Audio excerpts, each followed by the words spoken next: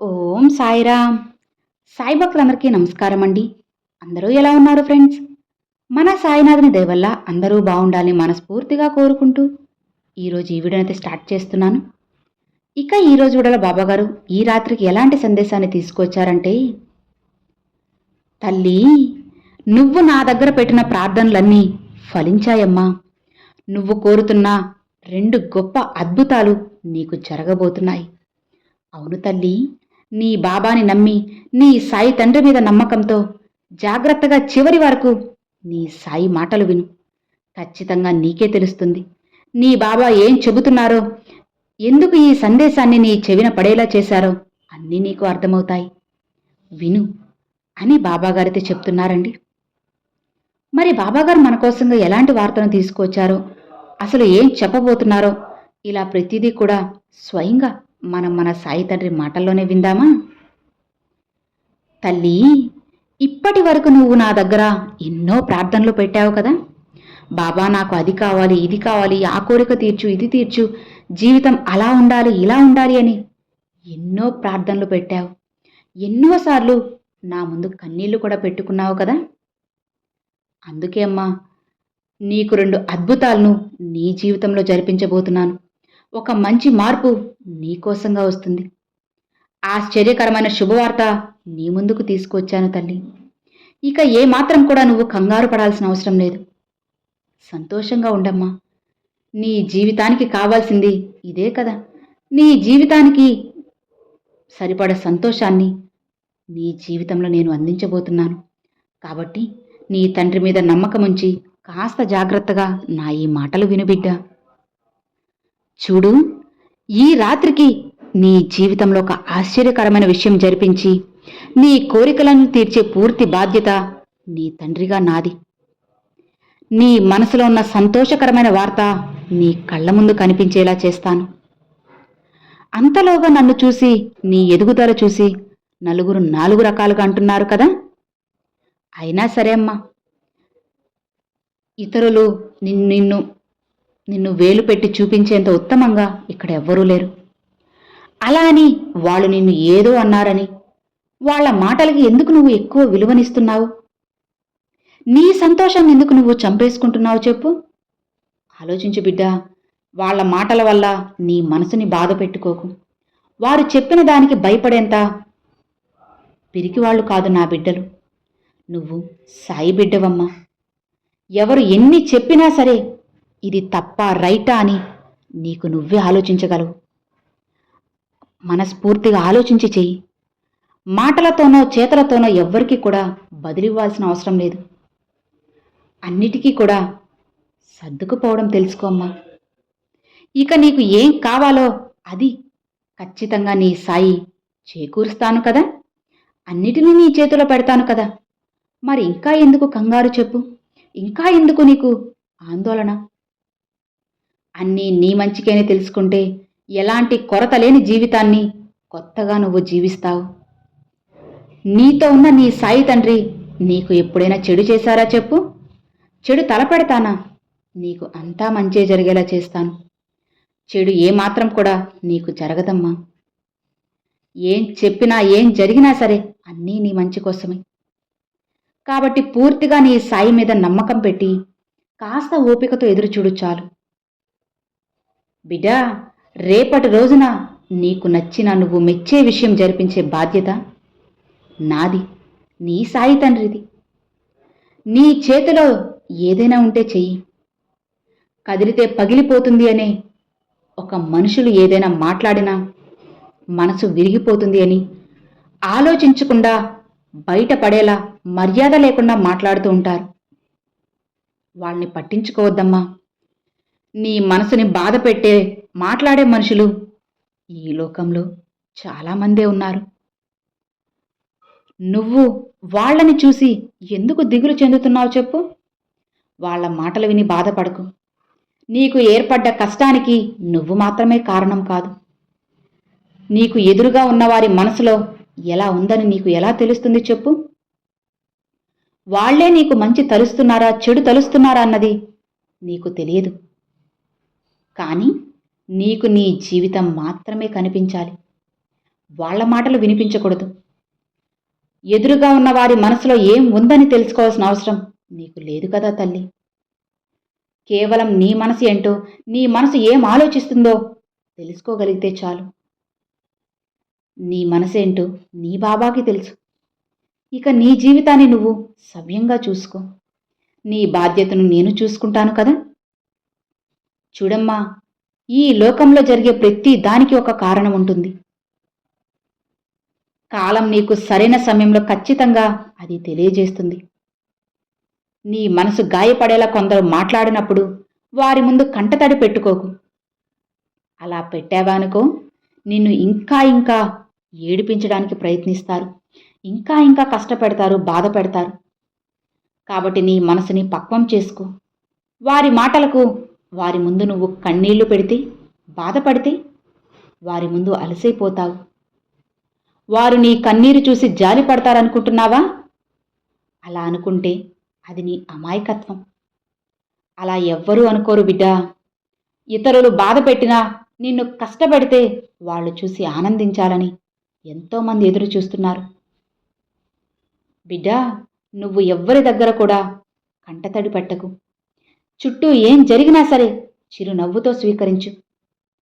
అప్పుడే కదా మనసు నిండుగా ఉంటుంది, జీవితం కూడా హాయిగా ఉంటుంది. చెప్పు. ఎవరూ కూడా నిన్ను, నీ బలం చూసి అందరూ నిన్ను ఆశ్చర్యపోయేలా చేస్తాను.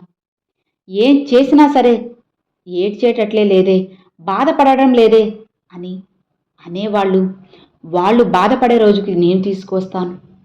వాళ్ళ గురించి ఆలోచించకు. ఏ కార్యం చేసినా, ఏ కార్యక్రమం చేసినా ఆలోచించి చేయి చాలు. నీ బాబా అన్నీ కూడా నీకు సాధకంగా ఉండి అన్నీ అనుకూలంగా మారుస్తాను. నువ్వు ఏ పని చేసినా సరే కాస్త గమనించి చేస్తూ ఉండు. ఆ విషయం మాత్రం మర్చిపోవద్దు. ఇక నువ్వు గమనించే విధానం నీ జీవితం తర్వాత ఏం చేయాలి, ఎలా చేయాలన్నది నీకే తెలుస్తుంది. ఏం జరిగినా వెంటనే దాని గురించి మాట్లాడాలి, ఎవరితోనైనా చెప్పుకోవాలి అనే ఆలోచనని మార్చేసే. ఏం చేయాలన్నా, ఏం మాట్లాడాలన్నా తెలివిగా ఆలోచించి మాట్లాడు. తరువాత నీ బాబా చూపిన దారిలో నడు, అంతా విజయమే. జీవితంలో ఏం జరిగినా జరగకపోయినా, ఏం దొరికినా దొరకకపోయినా అన్ని సందర్భాల్లో ధైర్యంగా, నమ్మకంగా ఉంటే చాలు. నీ సాయి ఎప్పుడూ కూడా మంచివారిని చెయ్యి వదలరమ్మా, అస్సలు వదలను. అలాంటి నా ప్రియమైన బిడ్డవి నువ్వు. నా భక్తుల్ని నేను ఎందుకు వదులుకుంటాను చెప్పు? నిన్ను ఎలా వదులుతాను అనుకుంటున్నావు? నీ జీవితంలో ఎన్ని కఠినమైన, కష్టమైన సందర్భాలు వచ్చినా అన్నిటినీ నేను సరిచేసి నిన్ను బాగు చేస్తాను. ఇక ఈ రాత్రిలోనే నీ జీవితంలో ఉన్న సమస్యలను తొలగిస్తాను. నీతో ఉన్నవారి మనసును మంచిగా చేస్తాను. నీ జీవితంలో ఏదైతే జరగదు అని అనుకుంటున్నావో అది జరిపించేస్తాను. కాస్త ఓపికతో ఉండు చాలు, అంతా మంచిగా జరుగుతుంది. నువ్వనుకున్నట్లే జరుగుతుంది. నా చేతిలో ఏముందో ఆలోచించు. అలా కాకుండా పోయిందే, అది లేదే, ఇది లేదే అని ఎప్పుడూ బాధపడకమ్మా. నీ దగ్గర ఏదైతే ఉందో దానిలో సంతృప్తి పడు. పోయిన దానికోసం బాధపడుతూ కూర్చుంటే అది తిరిగి వస్తుందా చెప్పు? నీకు నచ్చింది దొరుకుతుందా? లేదు కదా, ఏదీ దొరకదు. అలాంటప్పుడు నువ్వు బాధపడి ప్రయోజనం ఏంటమ్మా? అందుకే దొరికిన దాంతో సంతృప్తి పడితే ఆ జీవితమే సంతోషంగా ఉంటుంది. నమ్మకంతో ఎదురు చూస్తే ఆ ఎదురు చూపుల ఆశ పెరిగి నువ్వు అనుకున్నది ఖచ్చితంగా జరుగుతుంది. అన్నీ నీకు ఆశపడ్డట్టే జరుగుతాయమ్మా. నీ బాబా అది చేస్తారు. నిశ్చింతగా ఉండు. ఏదీ జరగదు అని వ్యతిరేకమైన ఆలోచనలు అస్సలు చేయకు. ఎందుకంటే బిడ్డ, ఈ ప్రపంచంలో ఎక్కడా కూడా జరగదు అన్న మాటకి చోటే లేదమ్మా. ఏదైనా సరే జరిగే తీరుతుంది. ఒకటి పోతే మరొకటి ఇలా ఖచ్చితంగా వచ్చే తీరుతాయి. మరి అలాంటప్పుడు లేని దానికోసం ఎందుకు ఆరాటపడతావు? దానికి మించినది, దాన్ని తలదన్నేది నీకు ఖచ్చితంగా వచ్చే తీరుతుంది. నువ్వు ఆశపడుతున్నావు కదా, అది తప్పకుండా జరుగుతుంది. నీ సాయి దర్శన భాగ్యం నీకు ఖచ్చితంగా కల్పిస్తానమ్మా. ఈ సాయి వాక్కు నీకు ఎంతో అదృష్టాన్ని కలిగిస్తుంది. నమ్ము బిడ్డ. నీ సాయి చెప్పిన ప్రతి విషయాన్ని కూడా జాగ్రత్తగా మనసులో పెట్టుకో. ఏది కూడా వదులుకోకు.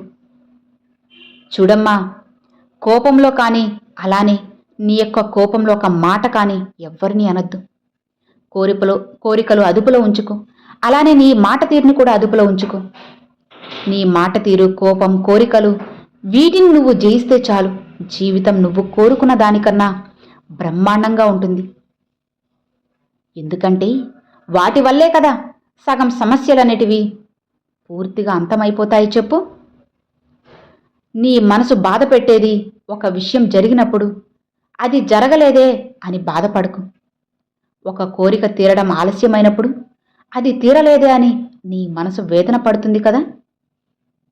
అందుకే చెబుతున్నాను, వాటిని నీ మనసులో అదుపులో పెట్టుకో. అవి జరిగినా జరగకపోయినా ఏదైనా సరే నువ్వు తీసుకునే విధంగానే ఉండాలి.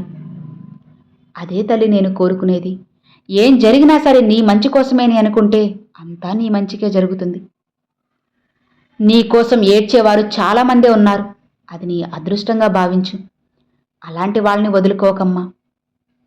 నిన్ను చూసి ఏడ్చేవారుంటే వారిలో లేని గొప్పతనం నీలో ఉందని సంతోషించు.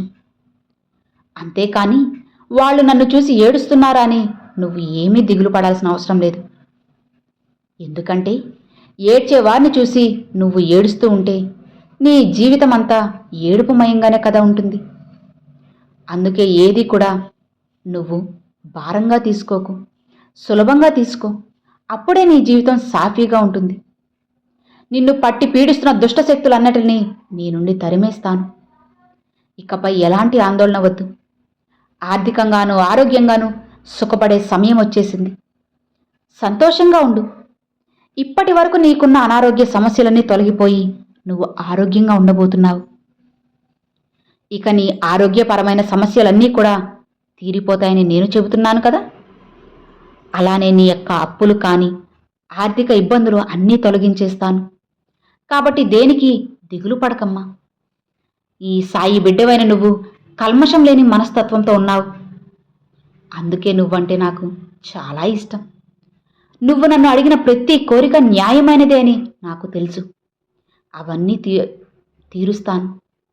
ఇక నువ్వు ఏదైతే నీ మనసులో కోరుకున్నావో అది ఉన్నది ఉన్నట్లుగా చెబుతావు కదా. నన్ను ఎంతగానో అది నాకు నచ్చుతుంది. నా బిడ్డ ఎంతగానో నన్ను నమ్మింది.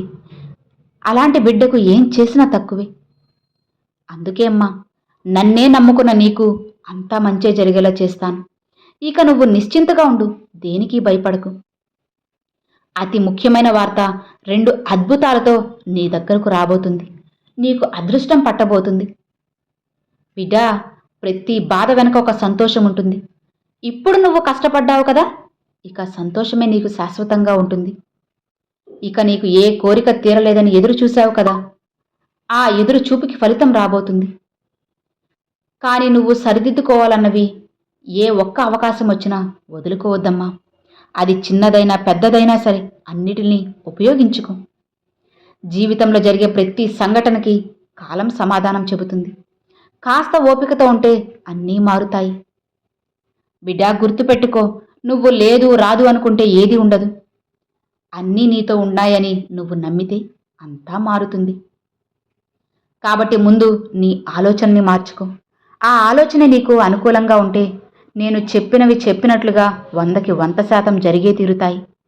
ఇక సంతోషంగా ఉండు బిడ్డా. నీ కోరిక తీరే రోజు కూడా వచ్చేసింది. ఇక హాయిగా ప్రశాంతంగా ఉండు. నీ బాబాని నేను చెబుతున్నాను కదా, ఇక భయపడకమ్మా. ధైర్యంగా ఉండు. కొండంత అండగా నీ సాయి తండ్రి నీకు తోడు ఉండగా ఇక ఎందుకు నీకు దిగులు. హాయిగా ప్రశాంతంగా ఉండు బిడ్డా అని బాబాగారితో చెప్తున్నారండి. సో విన్నారు కదండి, ఈ రోజున ఈ రాత్రి బాబాగారు ఒక చక్కటి సందేశాన్ని మనందరి కోసంగా తీసుకొచ్చారు. మరి ఈరోజు బాబాగారు మన కోసంగా తీసుకొచ్చిన ఈ సందేశం మీ అందరికీ చాలా బాగా నచ్చింది అని అనుకుంటున్నాను. నచ్చితే ఒక చిన్న లైక్ చేయండి. మరికొంతమంది సాయి భక్తులకు షేర్ చేయండి. ఫస్ట్గా మన ఛానల్ చూసేవాళ్ళు సబ్స్క్రైబ్ చేసి సపోర్ట్ చేయండి friends. Thanks for watching. Om Sairam.